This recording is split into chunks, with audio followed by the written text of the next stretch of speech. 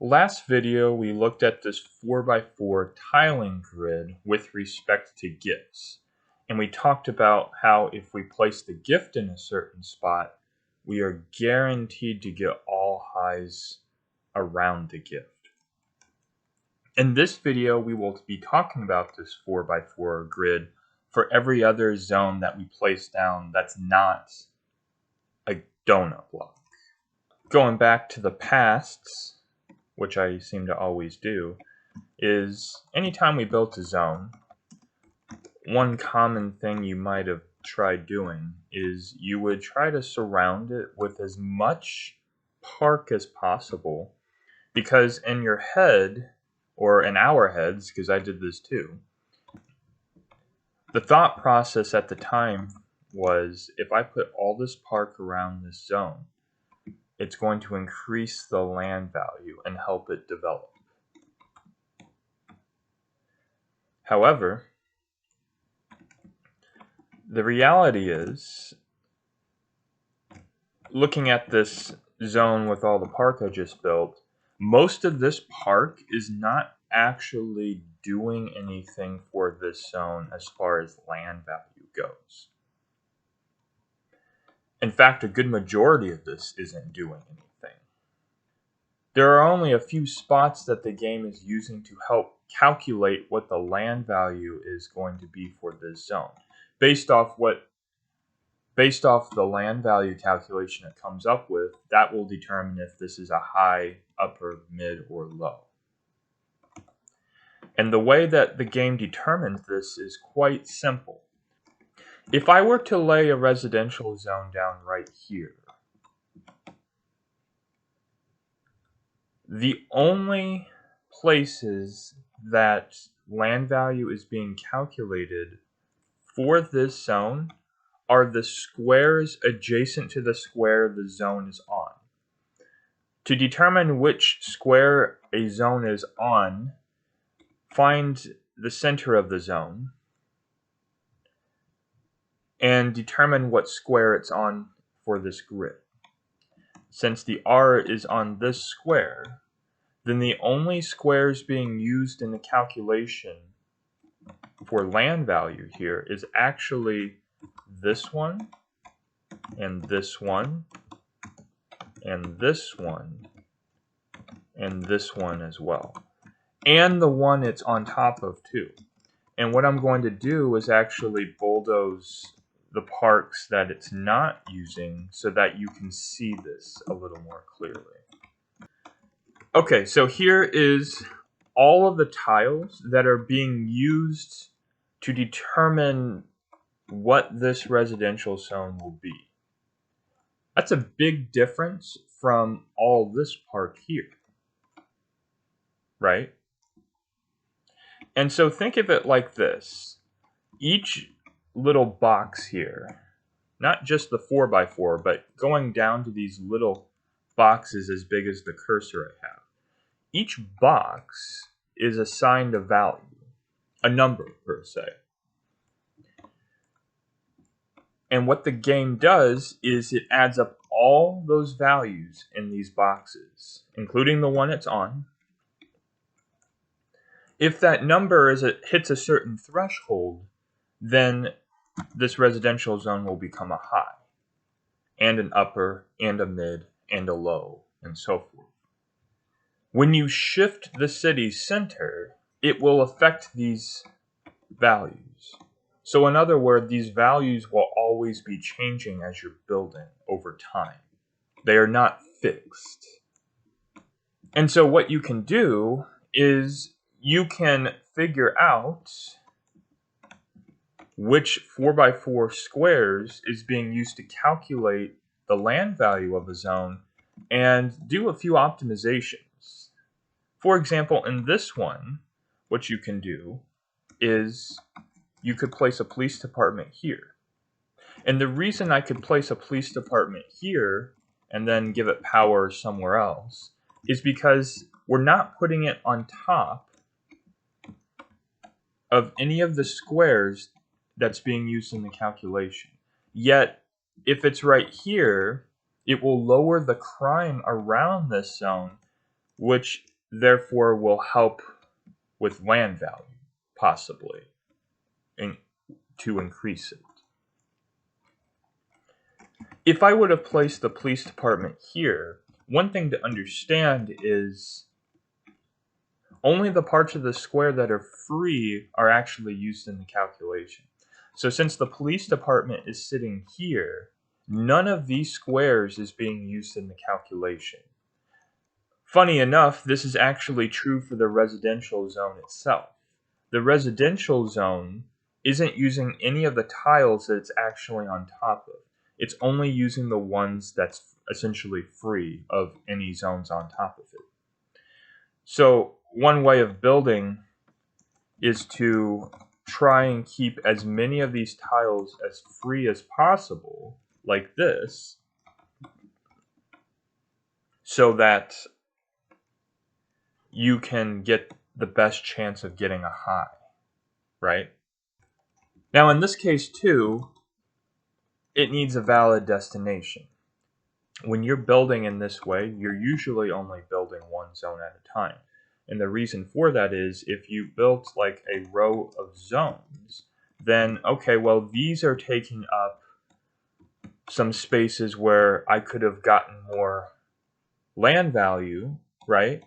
So you only build one at a time, or go build one at a time, and then you can get the most out of these squares to get the best possible situation for this zone.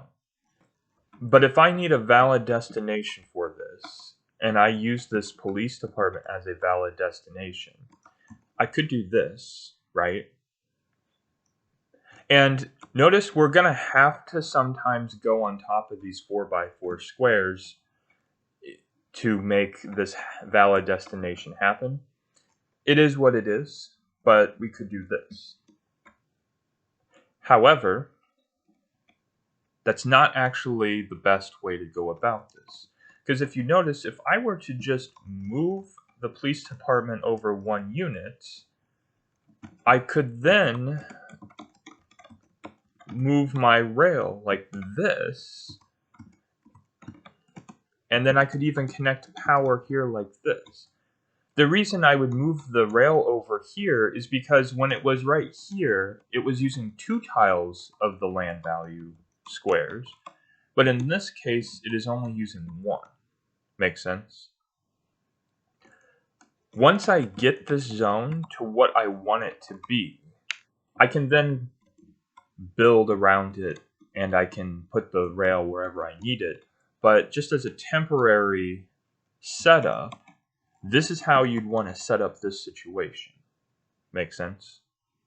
So that's the basic idea behind how land value is calculated. And believe it or not, there's really not much else to it.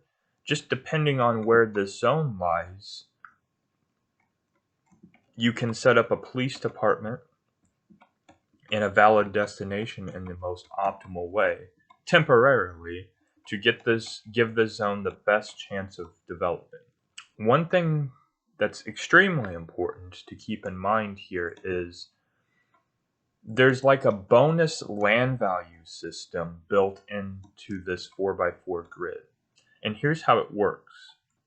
Whatever square the residential zone is on, those tiles are bonus land value. Think of them as being significantly worth more than the squares around it. So for example, and this is just me making things up, if this tile of square was 5 points, and this was 6, 6, 6, 5, 6, maybe all of these just come out to be 5 or 6. Well, then these bonus land values would be more like 10 or 11, or even 12. So they are worth significantly more than the tiles around it, these 4 here. These bonus tiles should always take priority when you're trying to get a valid destination laid down for this zone. So the less bonus tiles you have, the harder it might sometimes be to make this a high. This isn't true in the early game because it's easy to move the center exactly where you want it to get really good land value. If you're right in the city center, then these tiles around it are going to be worth a lot of points, which means this bonus tile is going to be worth a whole bunch of points. Make sense? But when you really start going out and it's hard to get the center exactly where you want it, these outside ones won't be worth as much.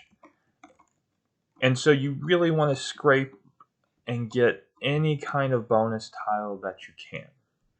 Another property of these bonus tiles that I kind of just discussed earlier is you only get bonus tiles for the tiles that have nothing on top of them. So even though this zone is sitting on this square, the only bonus tiles you actually get are these right here. You do not get the bonus tiles that are underneath this zone. Funny enough, again. Okay? So we could imagine that with these bonus tiles, right, there's actually a best case scenario and a worst case scenario. This is actually the worst case scenario for individual zones, where the 3x3 zone is sitting on top of the whole square. But the best case scenario is if the R, or the center, is just sitting in the corner here. Because if it's sitting in the corner, look at all these bonus tiles. If you see this situation, you are almost always going to be given a high here, not because you place this in the right spot.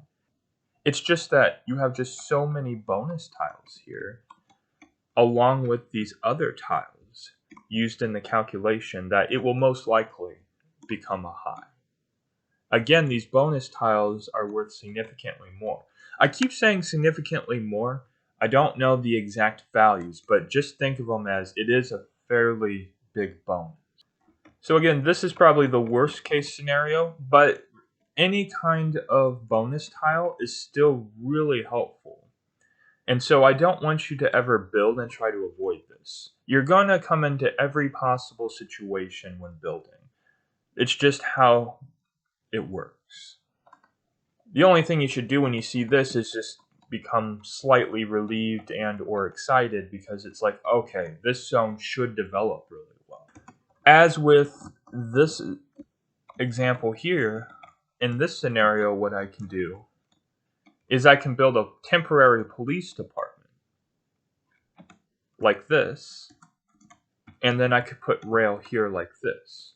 Notice that I did not put the rail or the police department in any of these land value tiles that's used in the calculation.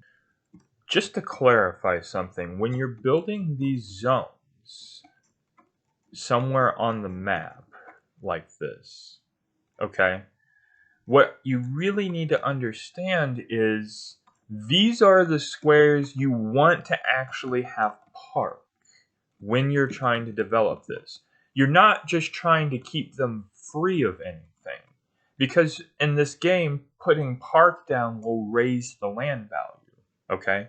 And so what I'm really saying here is put park down like this and like this when you're trying to develop these zones. By doing so, the centers here where you put the park will be bonus land value, like I just talked about earlier.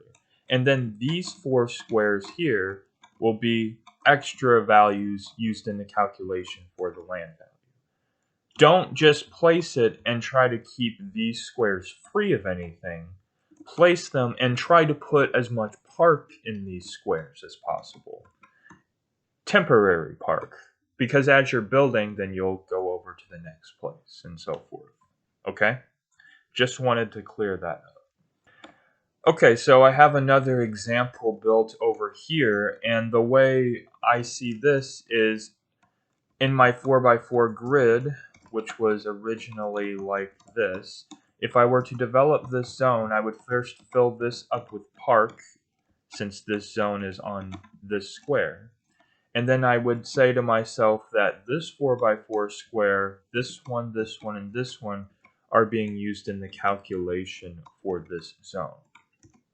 So what I'm going to do is try and put a police department down and rail down to give it the best possible scenario to develop. Looking at where the zone is sitting at, I could probably do this and then put a police department like this zone, and then this is probably the best case scenario for this residential zone. Make sense? Then once it's fully developed, I will bulldoze the police department and put the rail as needed where I need to put it. Sometimes it's inevitable and you're going to have to build in the bonus tile. Take for example this. Let's just assume these 3 commercial zones were already developed. Okay. Looking at this situation here, you don't want to just bulldoze these zones because, oh, they're on top of this square here that's being used in the calculation. No, that's not what you want to do. All of these examples were just, hey, very basics, let's just make sure we understand. But in reality, what's going to happen here is the next zone that you build will always most likely be an extension of what you already have done. And the fact that this is on the edge of the map makes it a bit more difficult to develop into something, because one of these 4x4 land value squares is not even on the map, right? There's one above it, but that doesn't exist. So the only squares used in the calculation for this zone here are the one it's on top of, this one,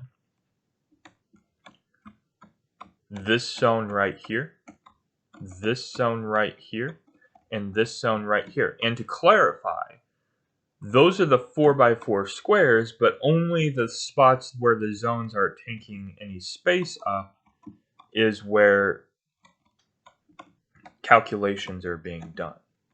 So in this situation, you don't really have a choice as to where you're going to put your tile of rail at. It has to be put on the bonus land value. But there is a small optimization you can still do to try and give yourself the best case scenario. You see, because, not right there, because this is on the edge of the map, intuitively, if each of these little squares has a certain value assigned to them, then it might happen that the values up here might be assigned just a little bit more than, let's say, the value here on the edge. And the reason for that is because maybe the city center is somewhere like right here. And so since these squares are a little bit closer to the center, they might be worth a little more than this square. That's not necessarily true in any situation, but in every situation. But I like to think, since I can't see the values anyway that the game's using, I might as well still think of it in that way and put the rail in the best possible place. And so in this case, I'd probably put it here, because if that were true in this example, this spot right here would definitely have the lowest land value. Make sense? But if the city center was like somewhere over here for some reason, then I would probably either keep it there or try putting it here, because this one is a little bit farther away than these. Again, all of these values might end up being the same value, just depending on the situation. But if you don't have success with, let's say, this situation, and the city center is over here, it wouldn't hurt to try moving the tile of rail somewhere else like this to see if it would make a difference. But as is, I would probably put the rail there, and then I'd put my police department as close as possible to this. So I would put it here. I don't want to put power right here because the power line actually will take up a spot. See that? And so I would probably not do that because I want to keep this park. I would put it somewhere like that,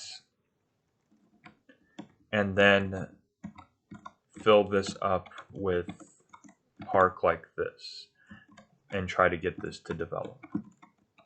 When you build mid to late game, there's going to be something kind of annoying that you're going to run into, and it's not anything you can avoid. It is just what comes with the building process of building a city.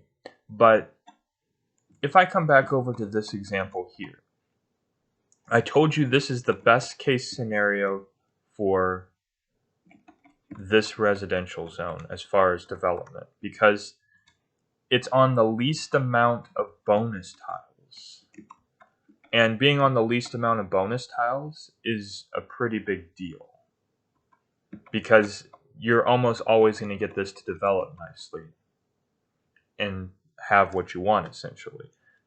But notice that if I wanted to put, and let me just kind of get rid of this. Let's just pretend we don't need this right now. Let's say I'm making a row of zones, okay? If I put a zone here next, one problem that comes with how this one was laid out is that this zone is on the same square as this one, right? Because the center falls in this square. Well, if it falls in the same square as this one, that means the same exact squares are used in the calculation for the land value of this. But this can be kind of annoying in the late game, mid to late game, because as it gets harder to move the center of the city to places you want, every tile that is used in the calculation is extremely important. But this zone here is not going to, or may not develop as well as this one, because since they're sharing the same square and using the same squares around it, this one will develop nicely, but this one may not, because this square is taking up bonus land value, and these squares, and these squares. Think of it like this. When this was by itself, it had 4 extra tiles of bonus land value, 2 extra tiles on this square, and 2 extra tiles on this square. But when I put this down, I lose all those tiles, because you remember we don't use the ones underneath it for the calculation. And so this one has less tiles, less bonus tiles used in the calculation. And it gets really annoying late game, because it will almost always be the case that this adjacent one that you build second won't develop as well. The nickname I gave for this situation is same tile syndrome. So I called it same tile syndrome because the center of the tiles for these two fall exactly on top of the same center square. And so all the same land squares around it are used in the calculation for the land value. And notice this, I can make this situation worse if I then had to build a zone here. Well, it falls on this square too, and it gets even less bonus land value. It gets even less land value overall because these 2 squares are on top of it. And if I were to put a zone here and these 3 were here, this zone gets 0 bonus land value at all. And so it will not develop very well end game, most likely. Unless it was the first one to be built in this square. This is the worst case situation for same tile syndrome. I believe I only ran into this worst case scenario maybe once or twice. But you can imagine that, you built these two and it doesn't usually happen.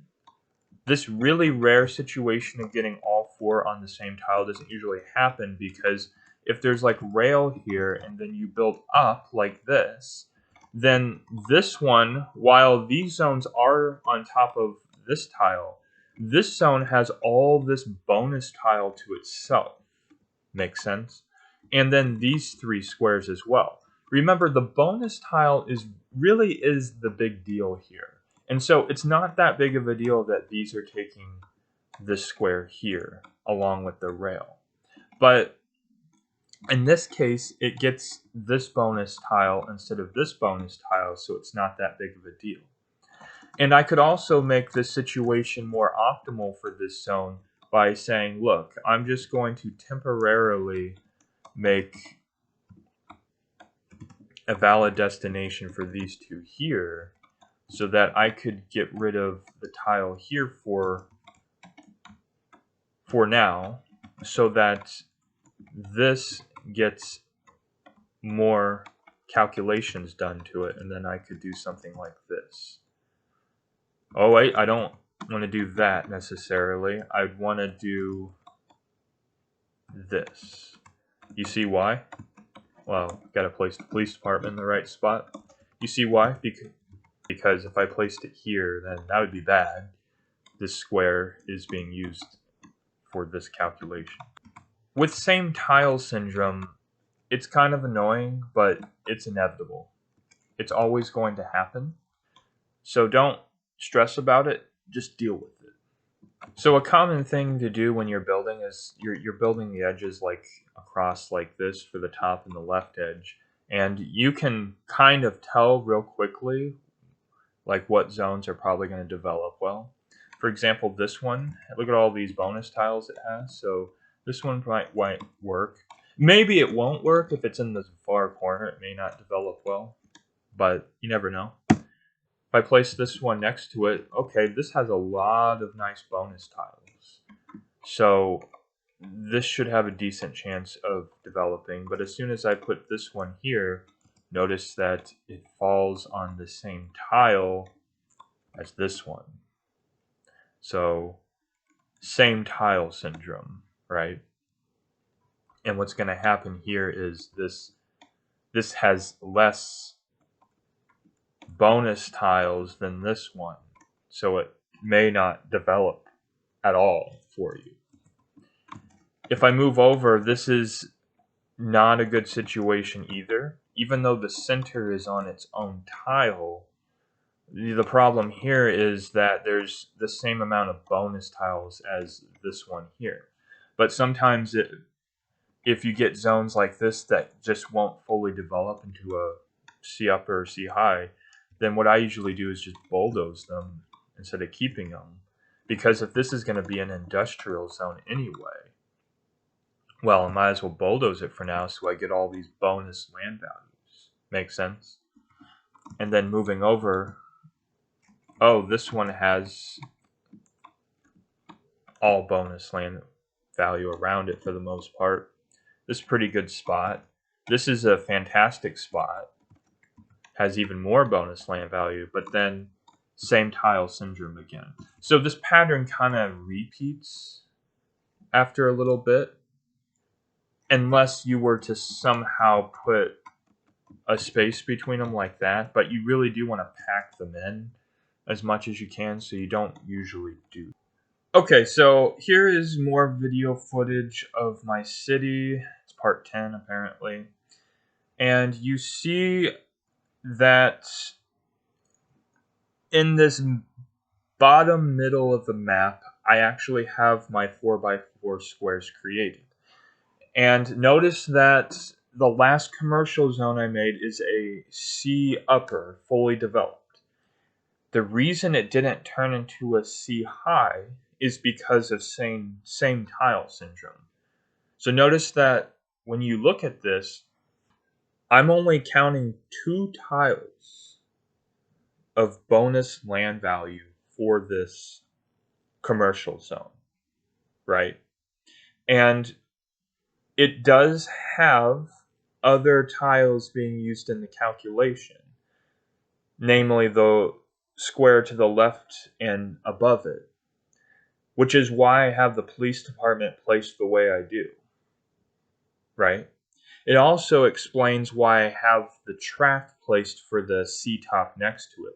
I have it on the very right so it's not sitting on top of the land value square for this commercial zone I tried to develop. I was still able to get a fully developed C upper, which is fine. However, when you're wanting to pack in the population, I would prefer to get a high so that I had a chance to get a C top. You know what I mean? But in this situation, I could not get that to happen. So I took a C upper fully developed. That's okay. It's going to happen in the build. And that has more population than an industrial zone. So I'm okay with how that worked out. Okay, so here's another example. This is quite later into the build.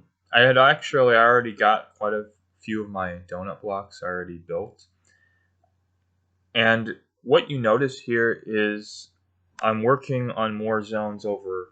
This is the left middle edge. There's some commercial zones that I kind of want to get built before I move on. But notice I make this 4x4 tiling pattern. What you should also notice is that these tops, or this fire department headquarters top, is not all there. The reason for that is these tiles are also where this donut block is that I need. And the nice thing about donut blocks is you can really just bulldoze any of the zones you need to around it. Because if the gift is placed in the right spot, then you're always going to be guaranteed that those will all become highs again. So donut blocks are really nice in the fact that you can just kind of bulldoze whatever you want besides the gift if you need more land value outside of the gift for other zones. And then once you get those to develop, you can just build the donut block again. So in this case, if I hit the play button and then pause it, since I'm building this commercial zone in this spot as you see here, there's a 4x4 square to the left of it that holds land value for this calculation. The gift is not doing anything for this commercial zone. The only thing it's doing is sitting on top of some tiles that are used in the calculation, which that will happen. I don't want to bulldoze the gift, but I can give myself the next best thing, and that is bulldoze the zones around it to get more of these tiles opened up. And so what I'm doing here, I put the police department in an optimal spot. I put a tile of rail in an optimal spot. In this case, the best place to put it is just in one of these squares, or the top or the right square next to it. There's no square that is kind of a freebie square to put the tile of rail in. And what I mean by that is, in some of the examples I showed you, I was able to put the rail in such a way that it wasn't affecting the tiles at all. But this one, it just has to be placed there. There's no other way to put it. And I get a C high. Good. So what am I going to do next? I'm going to bulldoze that police department.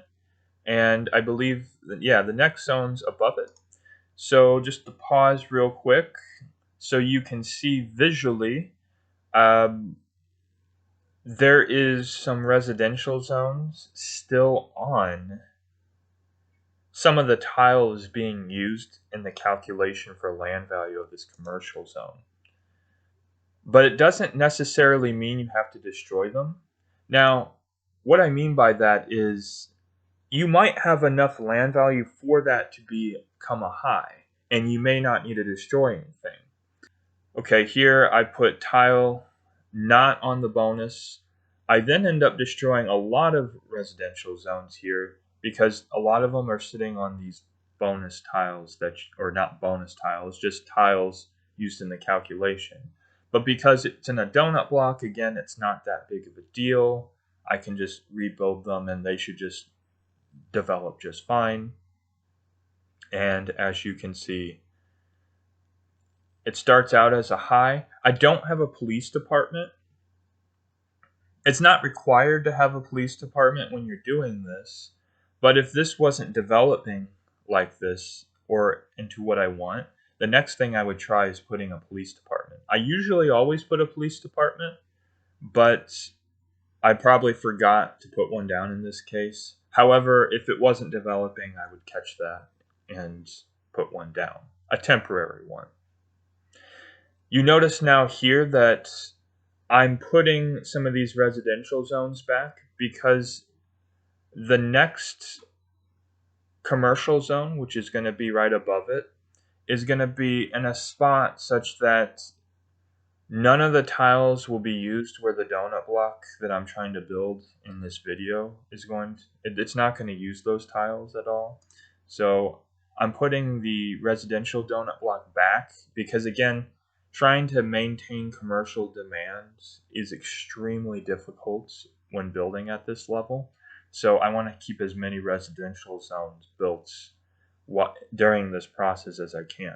And in this case, I do have a really nice layout for this commercial zone that I have now because I can actually give it transportation in a place where nothing's being used in the land value calculation. So I don't have to put a tile of rail on top of a tile that's used for land value in this case. And you can already tell just by looking at it that it has a ton of bonus land value. And so this should most certainly develop well. However, I still continued destroying the residential zones like you've seen there because I wanted to give it the highest land value that I could, the most tiles that I could for the best success. And it turns into a top.